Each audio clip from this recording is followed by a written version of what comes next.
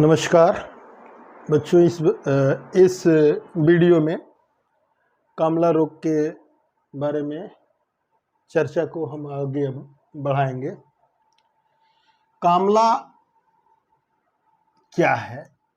तो हमने पिछले वीडियो में बताया था कामना लाती इति कामला, जिसमें ऑल एस्पेक्ट डिजायर लॉस हो जाए। लेकिन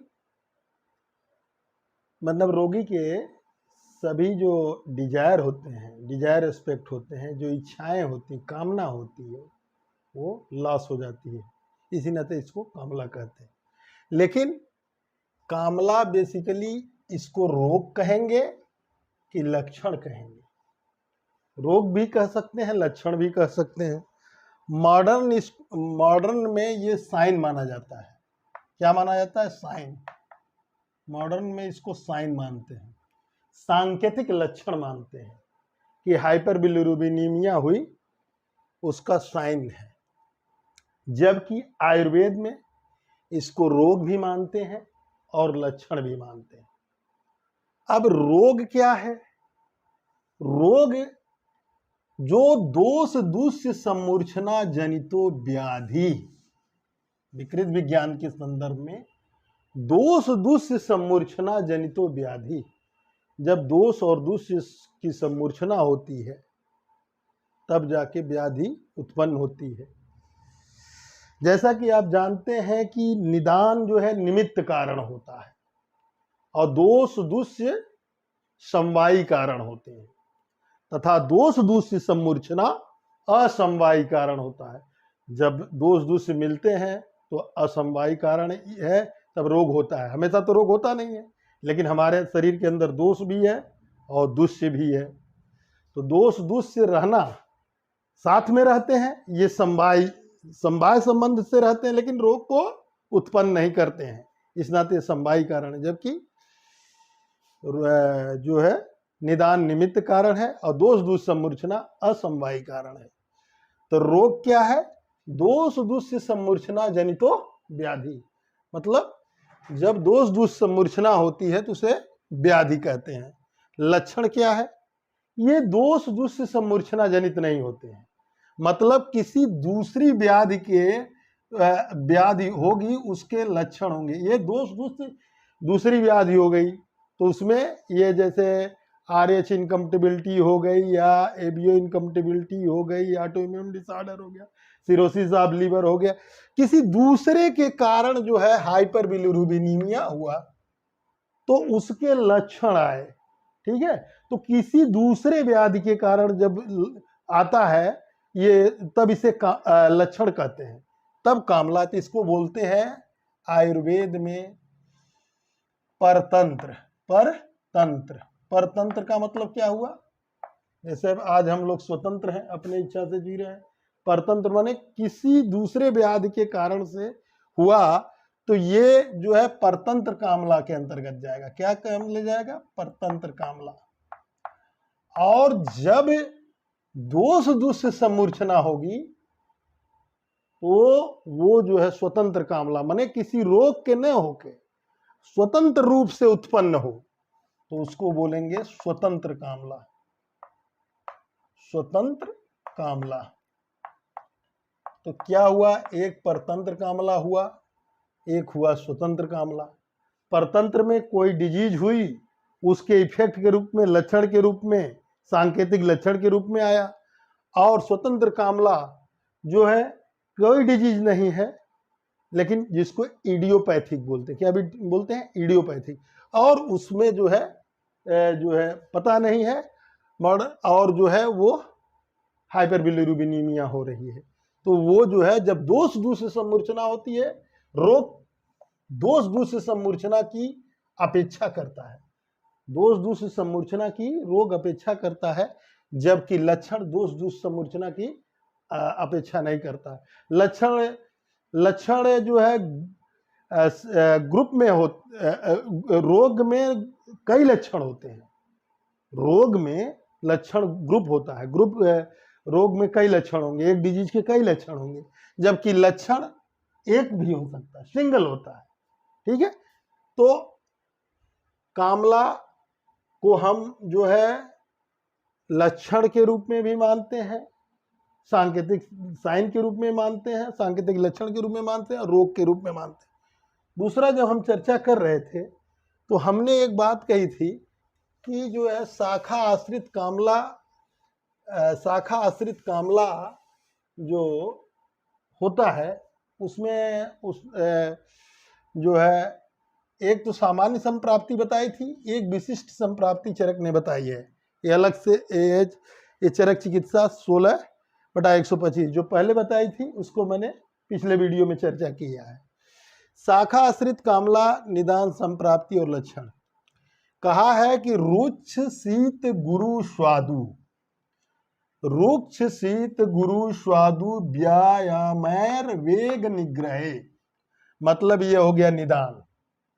इतना क्या हुआ? निदान। यहां से यहां तक निदान बताया शाखाश्रित कामला का कि गुरु शीत रुक्ष शीत गुरु स्वादु, स्वादु का मतलब होता है मधुर, मधुर गुरु शीत और रुच, और व्यायामैर मतलब एक्सेसिव एक्सरसाइज, और वेग निग्रह, निग्रह मतलब वेग का वेगों को रोकना से क्या होता है? कफ सम्मूर्छितो वायु। अब कफ का सम्मूर्छना हो जाती है। अब देखिए सम्मूर्छना वर्ड पर ध्यान दीजिए, कफ सम्मूर्छितो वायु। अब कफ का जो गुण है गुरु शीतम मृदु स्निग्धम स्निग्ध मधुर स्थिर पिछला, ये तो मान लीजिए इसका है। वात का क्या गुण है?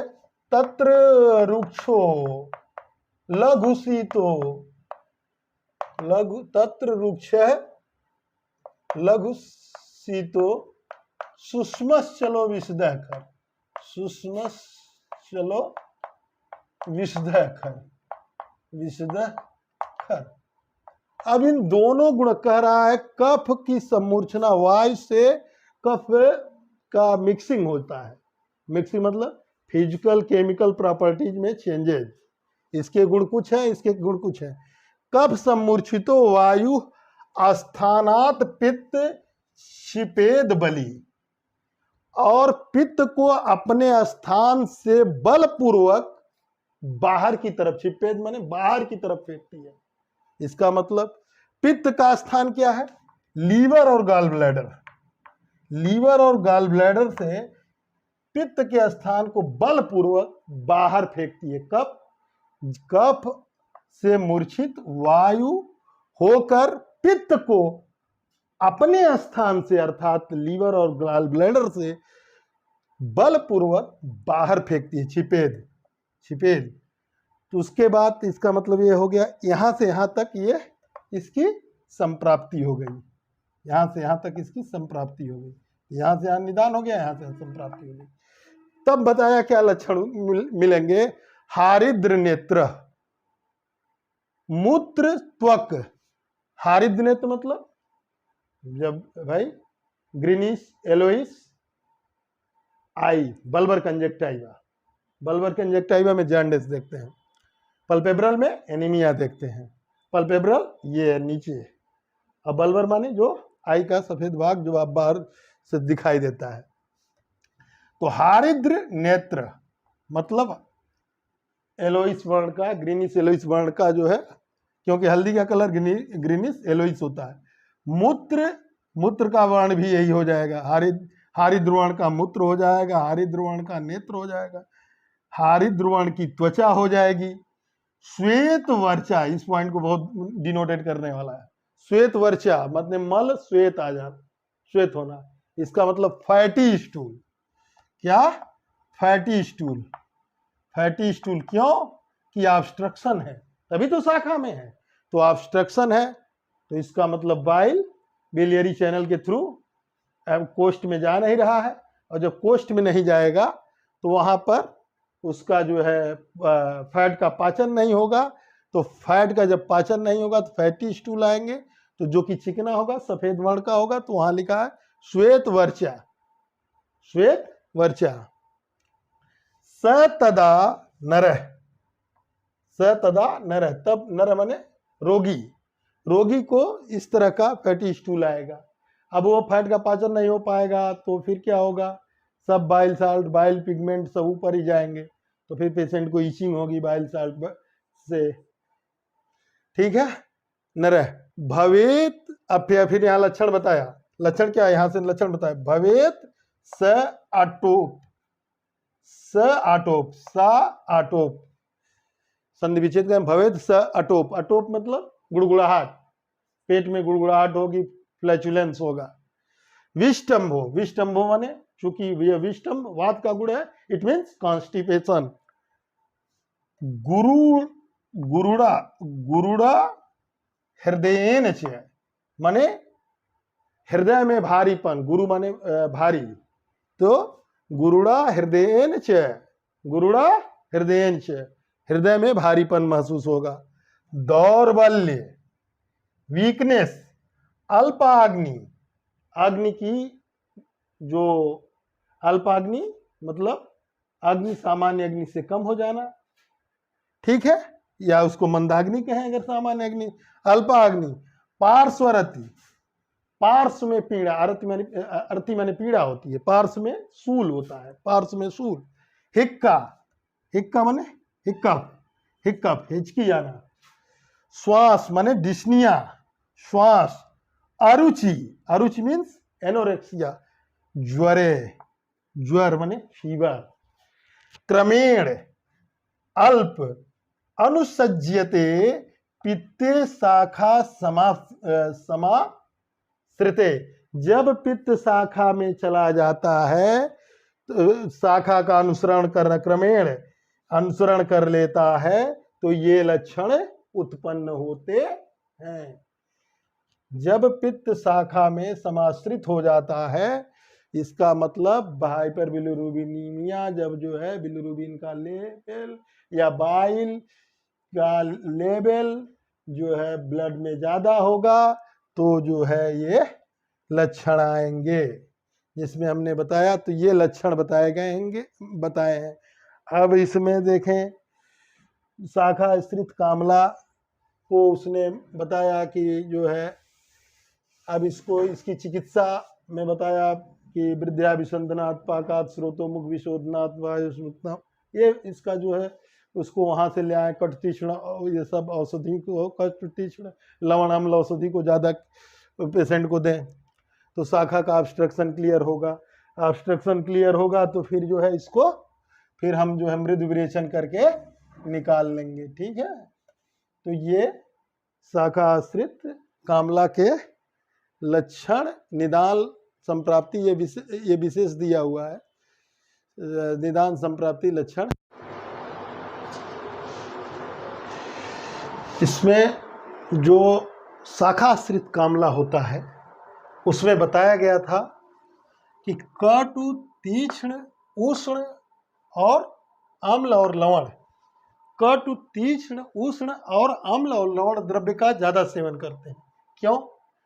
इससे वृद्धिया, क्यों, शाखा से कोष्ठ में लाने का प्रयास करते हैं, जो ऑब्स्ट्रक्शन है उसको शाखा से कोष्ठ में लाने का प्रयास करते हैं, चाहे हिपैटोसेलुलर लेवल पे ऑब्स्ट्रक्शन हो, चाहे जो है कोष्ठ में बिलियरी चैनल में ऑब्स्ट्रक्शन हो। उस ऑब्स्ट्रक्शन को दूर करने के लिए आचार्य ने क्या बताया वृद्धिया माने वृद्धि से, विसंध्यनात्, विसंध्यनात् माने बहने के सरगुण के, बहने की फ्लो होने के सरगुण के बढ़ने से, दोषों का पाकात माने दोषों के पाचन होने से, और स्रोतों के मुख का विशोधन होने से, स्रोतो वृद्धिया विसंधनात् पाकात स्रोतो मुख विशोधनात् शाखा मुक्ताम मलाम कोष्ठम यान्ति वायोस्त निग्रहात्।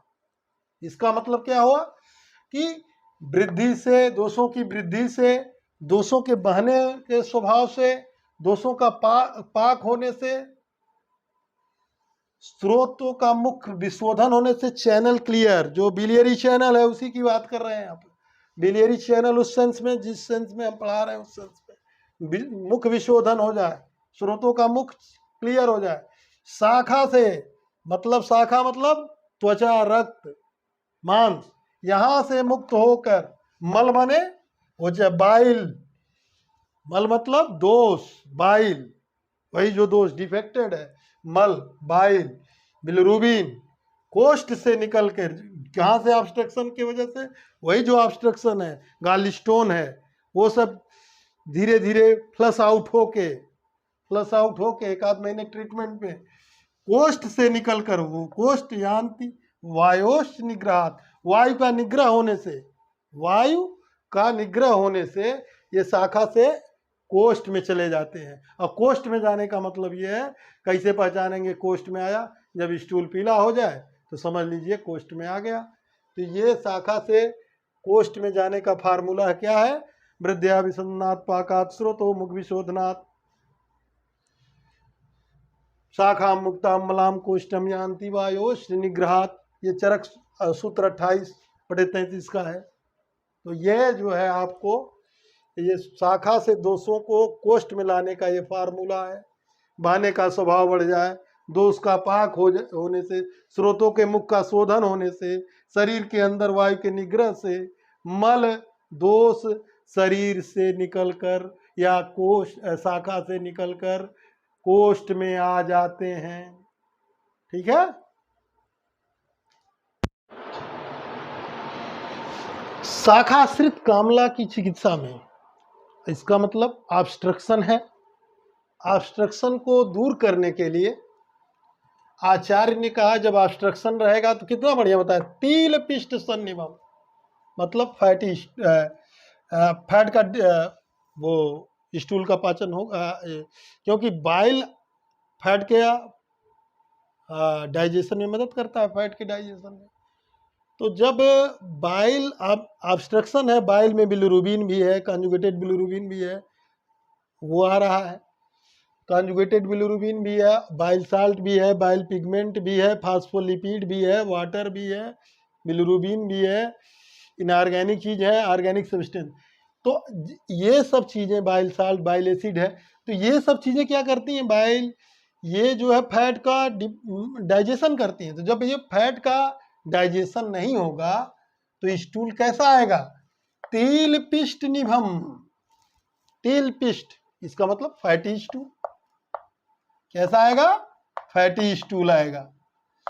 यस्तु वर्च सृजति, यस्तु वर्च, वर्च माने बताया मल, मल जब इस तरह का सृजति मतलब निकलने लगे तो क्या समझना चाहिए? कामली श्लेष मणा रुद्ध मार्ग। तो ये समझना चाहिए कि कामला का ये जो कामला है, इसमें जो है कफ के कारण मार्ग अवरुद्ध हो गया है। क्या? बिलेरी चैनल, कफ के कारण। वो भाई स्वाभाविक वहां कफ है, गाल स्टोन है तो पृथ्वी महाभूत है तो कफ ही है। रुद्ध मार्ग तत् पित्त कफ हरैर जयत। तब क्या करें? पित्त और कफ को जीतने वाली चिकित्सा करें। तब पित्त कफ को जीतने वाली चिकित्सा करें तो क्या करेंगे? वही तीक्ष्ण उष्ण और कटु, तीक्ष्ण उष्ण अम्ल, इन सब द्रव्यों का सेवन बढ़ा देंगे और इन सब द्रव्यों से वहां पर ऑब्स्ट्रक्शन हटता है। अब ये कहेंगे कैसे हटता है? ये प्रश्न है, कैसे हटता है? ये एक रिसर्च का विषय है, लेकिन अगर आचार्य ने कहा है तो कुछ सोच समझ के कहा होगा, क्योंकि ये सब जो गुण होते हैं, इनके गुण होते हैं ये क्लियर करने के, चैनल को क्लियर करने, सर गुण होता है पित्त, इन सब चीजों में। जैसे उसने बताया तीक्ष्ण चीज देंगे, उष्ण देंगे, अम्ल देंगे, ठीक है, तीक्ष्ण उष्ण अम्ल, सर चीज ऐसा जो है अम्ल द्रव्यों का जब प्रयोग कराएंगे तो इससे क्या होता है? ऑब्स्ट्रक्शन जो है हटता है, कोलिस्टेसिस समाप्त होती है, चाहे इंट्राहेपेटिक कोलिस्टेसिस हो चाहे एक्स्ट्राहेपेटिक कोलिस्टेसिस। और जब ये मार्ग समाप्त हो जाए तो कफ को पहले जब पित्त से मार्ग और कफ का जब ऑब्स्ट्रक्शन हट जाए कफ का, तो पित्त कफ हर चिकित्सा मतलब पित्त को भी शांत कर दे और कफ भी अपने स्थान पे सही हो जाए। मतलब पित्त कफ हर चिकित्सा करेंगे तब ये शाखा आश्रित कामला ठीक होगा, तब ये शाखा आश्रित कामला ठीक होगा, तब ये शाखा आश्रित।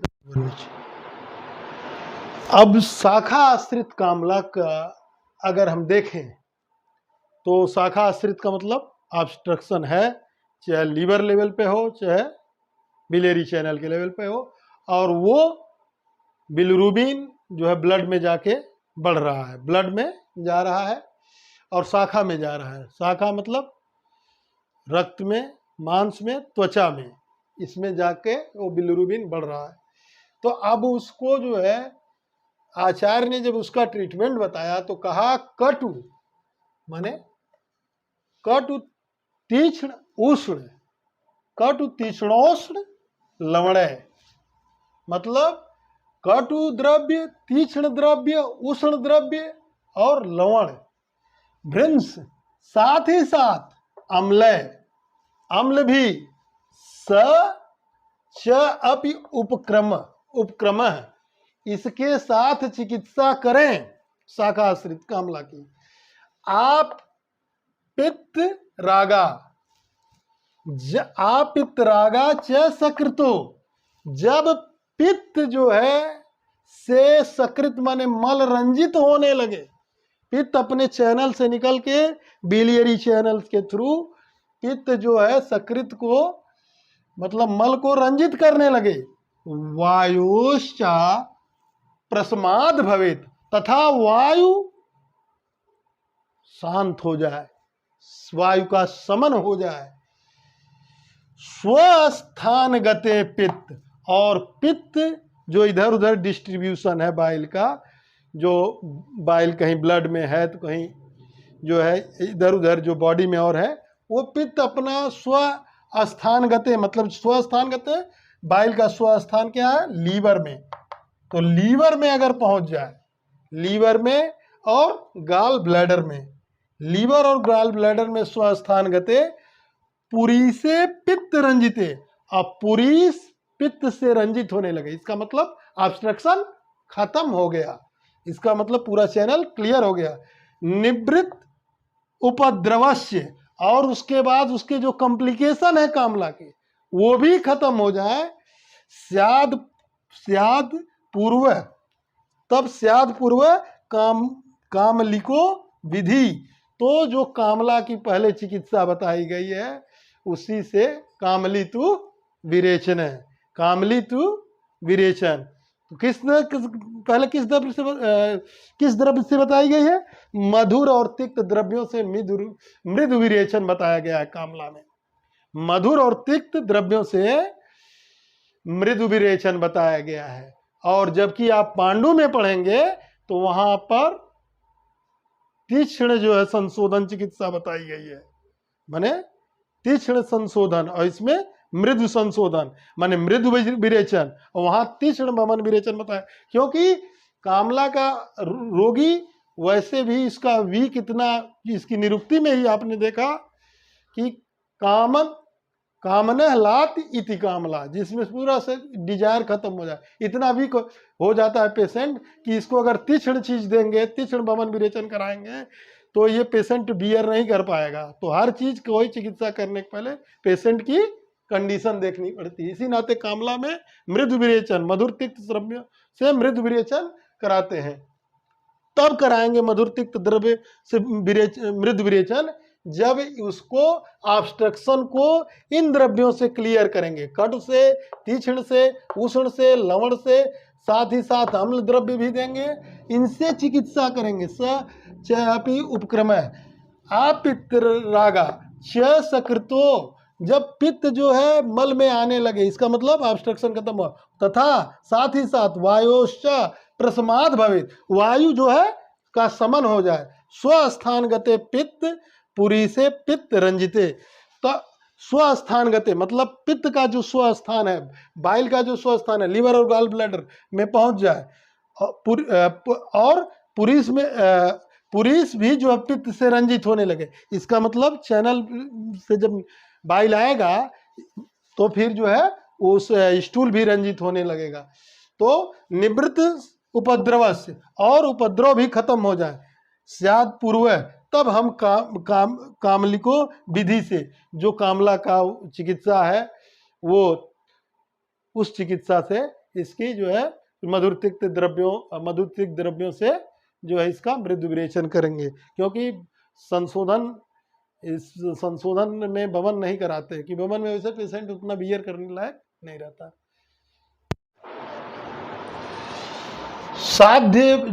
साध्य पांडु और कामला की चिकित्सा के बारे में मैं चर्चा करना चाहूँगा। पहले तो एक तो जो है ऑब्स्ट्रक्टिव जॉन्डिस था, जिसको हम शाखा आश्रित कामला से कोरिलेट कर सकते हैं। हिपैटोसेलुलर जॉन्डिस भी है, वो भी शाखा आश्रित के अंदर ही जाएगा। अगर उसको ज़्यादा अगर आप कंसीडर करना तो वे आश्रित में कर सकते हैं। एक कहीं किताबों में मैंने देखा कि रामहर्ष की किताब में शायद लिखा था कि शाखा आश्रित, कोष्ठाश्रित और उभय आश्रित भी लिखा है, जबकि चरक ने दो ही मानी। तो पांडु और कामला की चिकित्सा में तत्र पांडवामयी, पांडवामयी मतलब पांडु, आमयी मतलब रोगी, तत्र पांडवामयी, पांडु का रोगी, स्निग्ध स्निग्ध माने पांडु के रोगी में पहले स्नेहन कराइए। स्निग्ध का मतलब यहाँ स्नेहन से है। उसके साथ साथ तीक्ष्ण ऊर्ध्व अनुलोमी है, माने ऊर्ध्व माने बमन, अनुलोमन नीचे से होता है तो बमन और विरेचन। इसका मतलब क्या हुआ? ऊर्ध्व अनुलोमी कै संशोधन में बमन विरेचन दोनों आता है। मृदु भी सतिक्ते कामली तु विरेचने, और कामला में मृदु विरेचन कराइए तिक्त औषधियों के द्वारा। इसका मतलब आचार्य ने यहाँ पांडु और कामला दोनों की चिकित्सा बताई। पांडु की चिकित्सा में बताया कि अगर पांडु का रोगी है तो उसको पहले स्नेहन कराइए, स्निग्ध द्रव्यों से स्नेहन कराइए, साथ ही साथ तीक्ष्ण ऊर्ध्व अनुलोमिक है। ऊर्ध्व माने बमन, अनुलोमन नीचे से होगा तो अनुलोम विरेचन, संशोधन में दोनों चीज आ गया। संशोध्यो मृदु भी सतिक्ते कामली तु विरेचन, और मृदु द्रव्यों से जो है मृदु विरेचन कराइए। किसमें? तिक्त द्रव्यों से मृदु विरेचन कराने को लिखा है। तिक्त द्रव्यों से विरेचन करा, मैंने मधुर तिक्त बताया था, लेकिन किताब में जो है तिक्त द्रव्यों से ही केवल लिखा है। तिक्त द्रव्यों से मृदु विरेचन कराना चाहिए। वही उस नाते मैंने मधुर तिक्त बोला था कि मधुर भी पित्त शामक है और तिक्त भी पित्त शामक है, इस वजह से बोला था। ठीक है। और मधुर द्रव्य लीवर को ऑलरेडी फायदा करता है, क्योंकि अगर कोई लीवर की बीमारी होगी तब सबसे पहले कार्बोहाइड्रेट रिच डाइट, उसके बाद प्रोटीन रिच डाइट, उसके बाद फैट को बिल्कुल कम करते हैं। स्निग्ध द्रव्यों से स्नेहन कराने के बाद तीक्ष्ण बमन विरेचन, क्योंकि पांडु इनिशियल कंडीशन है, और इनिशियल कंडीशन में आप पेशेंट तीक्ष्ण संशोधन चिकित्सा को वो सह सकता है। लेकिन कामला में पेशेंट, जैसा कि उसकी निरुक्ति से स्पष्ट है, पेशेंट की कंडीशन जो है उससे उससे एडवांस स्टेज है। तो क्योंकि चरक ने भी माना है कि पांडु के बाद ही कामला होता है। पांडु की प्रधमान जो है अवस्था जो है उससे एडवांस स्टेज में कामला हो जाता है। तो इसका मतलब पहले पांडु हुआ फिर कामला हुआ। ठीक है। तो ये पांडु और कामला की चिकित्सा थी।